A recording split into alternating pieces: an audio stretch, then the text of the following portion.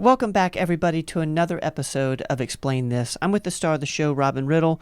Robin, we're continuing this peptide talk, and I'm excited about this because this is a topic that comes up a lot in office, online. It is CJC-1295 with Ipamorelin. Did I pronounce that right? Some people say Ipamorelin, some people say Ipamorelin. Interesting. I tend to call it IPAM. I abbreviate it down to IPAM. Well, I think we start something. Let's do CJC-1295 with IPAM. With IPAM. Guys, it's with IPAM. That makes it easy. Yeah, if you say with IPAM, you're part of the Explain This community. Yes. So you're in the know now. Talk to us about it. Okay. What is it? So we've done a couple of videos on peptides before, and that's something that I'm wanting to continue on with today. So backtrack just a second to tell you what peptides are if you haven't seen any of those other videos yet. Peptides are just chains of amino acids. So amino acids are the building blocks of the body, the building blocks of protein, building blocks of the body. Amino acids are the building blocks of the body. Yes. Got it. And okay. so peptides are just chains of those stuck together. Got it. Okay. Okay. And so however many are stuck together determines what that one can do. And the way I understand is we already have these in our body. Yeah, okay. absolutely. It's already there. So human growth hormone is the longest chain. It's the biggest one. And that's what we're trying to mimic with most peptides. We're trying to act like growth hormone in some way, shape, or form in order to increase growth hormone. That's what most peptides are going for. So most peptides are to increase growth hormone. Yeah. That's what they're there for. Yeah. Okay. The exception would be like BPC-157, which we've done a video on that one. It's not targeting growth hormone levels. Okay. But most peptides in some way, shape, or form, that's the big thing that we're going for with them. Okay. Okay. Super cool. So let's break it down first. There's CJC-1295. It is composed of a branch of 30 amino acids that are all stuck together. This is a growth hormone releasing hormone. Growth hormone releasing hormone. Yep, GHRH. Okay. So it increases the amount of growth hormone and IGF-1 released through the body from the pituitary. So its action is on the pituitary in the brain. What is the pituitary on the brain again? I know it's a weird question. The pituitary is this little thing that hangs down and it controls like half the stuff that the body does. So we're thankful for it. We're very thankful for the pituitary. It controls like the thyroid and all of that. That's what pituitary is doing for us. There's a lot going on there. Okay. So this one is acting through the pituitary to increase growth hormone and IGF-1 levels. Got it. Okay. Yep. Then we have the Ipamorelin, Ipamorelin, however you want to say it. And it's just a chain of 5 amino acids, so it's a much smaller one. Okay. And this one is a growth hormone secretagogue. Okay, growth. Big word. Growth hormone secretagogue. Yes. Okay. And ghrelin receptor agonist. Ghrelin receptor agonist. Yes. Okay. So it's going to mimic the effects of ghrelin, binds again to the pituitary, and then through that, it's increasing the release of growth hormone. So now every time I hear peptides with ghrelin, I'm thinking it makes you more hungry. Is this? It has the potential to. Okay. This is not as bad as some of the peptides out there. There was one on the market, GHRP6. Oh my gosh, within 5 minutes of injecting that, you want to eat everything that you see. This is not to that regard. Okay. So your stomach may grumble a little bit after you take this one, but typically it's not that like insane hunger. Got it. With this one. Okay. But in acting on ghrelin, it definitely can increase appetite some. So we normally use these as a combination together. Technically, you can get both of them separately, but they work so synergistically because they're acting in different ways and then they kind of potentiate each other. So they work wonderfully together. So I rarely, if ever, prescribe this as one or the other. I'm going to recommend the combination. And that's the way I've heard of it, is the combo. Yeah. Okay. Yeah. That's the way most people are going to use it or want it. Okay. And this is kind of my like top, like if somebody wants the best peptide that they can get, this is what I'm doing. Really? Mm-hmm. So this is like your go-to, your number one. Yeah, I love this one. Wow. Yeah. Okay. So the combo works, again, on different receptor sites, so we're going to get a more potent effect out of it being combined. The great thing with peptides is there's no dependency on treatment. If you take HGH, human growth hormone, which again, we've talked about, it's not legal or very difficult to get in the States. The downside to that is that it creates a dependency on it. It's like whenever you take testosterone alone, we're suppressing body's natural production. We don't want to suppress the production of growth hormone. We just want to increase it. So instead of suppressing and overriding with the medication that we're taking, all we're doing is bumping up what the body is doing. So you still have your baseline and you're not going to dip below that baseline. Yeah. That's really important. A lot of people, I think, are concerned if they start doing some of this stuff, will they be dependent on this forever? Right. So no dependency whatsoever. Your body is still going to make what your body's going to make. Okay. All that we're doing is amplifying what the body's capable of making. We're getting a couple extra pulses of that growth hormone release. Is that kind of why it's number one for you? Is because that's why I love peptides in general, because none of them are going to suppress your body's natural production. We're just working along with it. Got it. This one is just my number one because the way it works together, it just works so well. Okay. So big things that we're going to get out of this. Muscle growth is number one. And again, this is not like you take this and the muscles just magically grow. This is muscle growth because you're exercising and those muscles are being stimulated, but they're able to grow faster. Is that like a common question? Like, do I just take this and I just... I mean, everybody wants a magic fix for everything. Yes. So yeah, but I always have to specify this only works if you're doing the things that you need to be doing as well. Okay.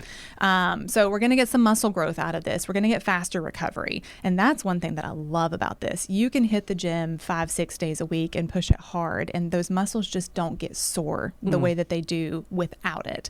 We bounce back a lot faster. We're not 2 days after leg day, like crying every time we sit down in a chair. Like it just bounces back faster. So that's great. And again, that's another reason we get that muscle growth, because we're recovering faster, we're pushing it harder, we're able to do a lot more. Okay. So it increases your capacity. Mm-hmm. Okay, Yeah. So you can do more. Cool.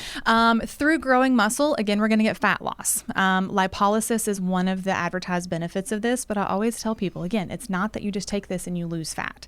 You take this, you're eating well, you're exercising, you're building muscle. Therefore, we are going to burn fat. Okay? Okay.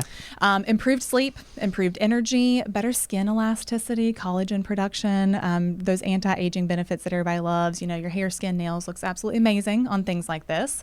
Can also help with cognition and memory. So interesting. Focus is going to be better. Brain's going to work better. This is another one that can also help with bone density. So we can actually increase our bone density there. Studies done on this have shown that these peptides can increase growth hormone levels anywhere from 200 to 1,000% above baseline. Wow. So we get a very potent effect out of these. We're really increasing. The 200 to 1,100%, will you be on the higher end of that if you do a good job with exercise and like doing all the other stuff? Part of it probably just depends on age, and part of it just depends on how your body and how your cells are going to respond to it. Got it. So how much numerically it increases is more just that physiologic side of it, what your body's doing with it. Okay. The true results you get out of it, that's what's dependent upon what you're doing.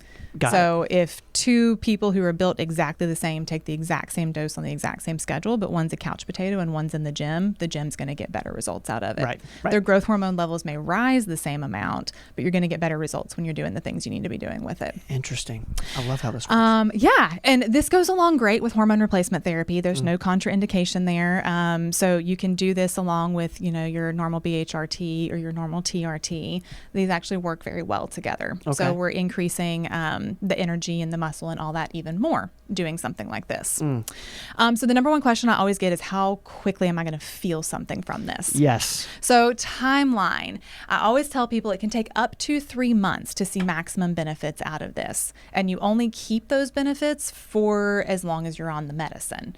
So it's not like you take this for 3 months and you magically have increased growth hormone levels for the rest of your life. This works because you're taking it. If you stop taking it, your growth hormone levels return to normal. Now, if you've built muscle in doing that and lost fat, you're keeping the results that you got.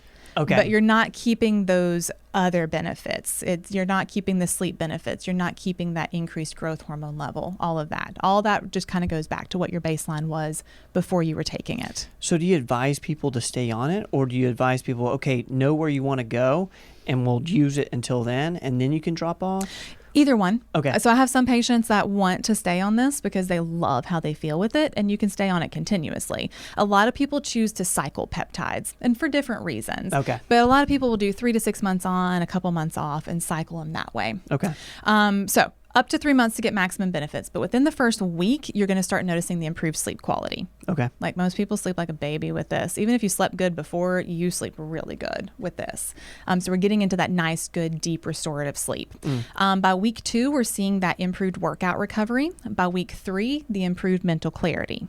By week 4, we're starting to notice changes in our skin and hair, things like that. By week 6, we're starting to notice body composition changes. Wow. Yeah. That's fast. Yeah. That is wild. I mean, this seems like incredible to me. Yeah, peptides are incredible. That's why I love them. So who's a good candidate for this? Again, really anyone who's looking to feel better with what they're doing. If you want to get better results out of your workouts, if you want a good add-on to your testosterone replacement therapy, you want that better energy, that better drive and push. It's a great thing to do. Again, I have a lot of people ask me peptides for weight loss. Like I said, I wouldn't put this top of the list for weight loss. This is for making everything else you're doing work better. It seems more for like performance. It really is. A lot of peptides are used more for performance enhancement. And like you said, it makes the hormones work better. If you're on some sort of hormone therapy, it gets you wherever you want to go, maybe a little faster. Yeah. Stuff like that. I love fascinating. peptides. Yeah, they're amazing. Peptides seem incredible. Yeah. So how these are taken, this can be a deterrent. This is the area that can be a deterrent for some Here's people. the bad part. That's why I haven't Good news was mentioned before. this yet. Now that I've talked you into it, how do we take this? Your most potent way to take this is going to be through an injectable format. Okay. Technically, you can get this in something called a trit or troche that dissolves underneath the tongue, gets into the bloodstream that way. It does get into the bloodstream, but your most potent effect is going to come out of injections. Okay. Price-wise, the price is not that different between injectable and orally dissolving. So I usually advise people to go with the injectable. And when I hear injectable, I hear once a week. No. Oh, no. 5 nights a week. Oh, no. Yeah. Okay. I'm with you. So it's a commitment. It's a commitment for sure. And that's one of the reasons that a lot of people will cycle on and off is because of the daily injection that comes with it. So this is a once daily subcutaneous injection. Subcutaneous meaning? In the fat. Got it. So you can do it like in the belly or somewhere like that. It's a insulin syringe, so the little diabetic needle. So it's little needles. Yep. It's still a needle. Yeah. You have to be fasted for at least 2 to 3 hours before you do this injection. Okay. So like you eat dinner, you finish eating dinner at 7 o'clock. The earliest that you can take your shot is 9 o'clock. And you have to take it at night. You have to, well, you can take it in the morning, but the improved sleep effect, it can make you sleepy. You will want to take it at night. You want to take it at night. Right. I get really tired after a peptide injection. There's no way I could make it through my day if I did it in the morning. Okay. Some people do. I always tell people you can try it either way, but your better benefit is taking it at night before you go to bed. Okay. So 2 to 3 hours after the last thing that you ate. And this also includes drinking, nothing besides water. So you can't be like sipping on a glass of wine and then go do your shot and go to bed. Okay. Anything that's got the insulin response going in the body is going to make this not work. Interesting. So nothing else besides water for at least 2 to 3 hours. Do your shot, go to bed.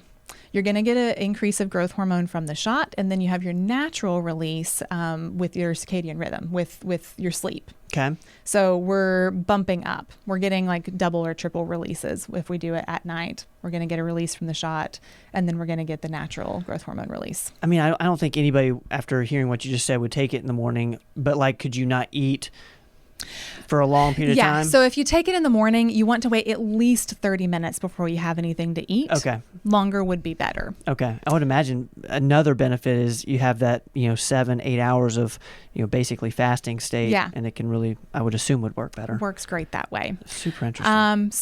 That is CJC with Ipam in a nutshell. I love it. Again, it's one of my favorite peptides. I definitely encourage people to try it out. It's something that it comes up so often. Yeah. CJC with Ipam, guys. Ipam, if you say that, you're a part of the Explain This crew. Robin, thank you. Absolutely. This was awesome. Check this out. CJC-1295 with Ipam. See you guys. Don't go away.